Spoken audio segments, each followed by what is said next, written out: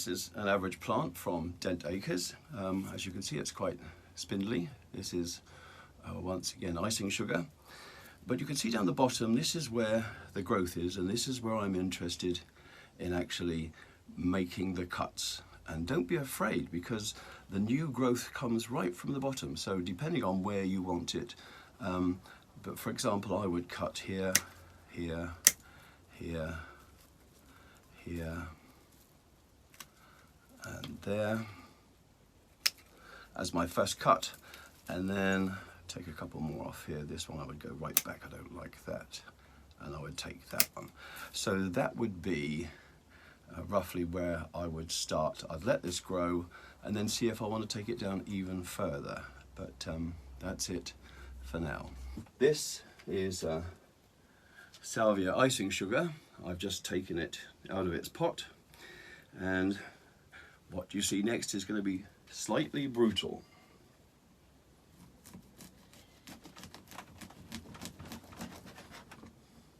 Like a pancake, I have cut a third of the body off. Now, I don't know if this is recommended, I certainly haven't seen it anywhere, but it certainly seems to work for me. So I now pull around the edges, pulling a lot of the old soil off and releasing the root ball so that it hangs free and has somewhere to anchor when I put the new compost in.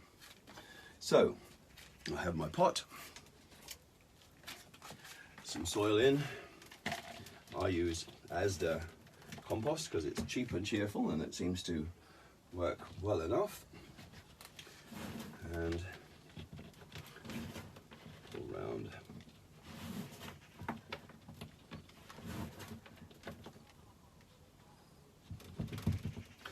And there is our icing sugar ready to grow. The other thing that's nice about this at the moment is that rather than taking cuttings off of the old version of the plant, once you've cut this down, and this is an icing sugar that I did a few weeks ago, and as you can see, it's already coming into flower, but it's an ideal time to take cuttings, not of the old, but of the new. So as its new growth comes along, then you can take your cuttings, nice and healthy new shoots, and make your cuttings from that.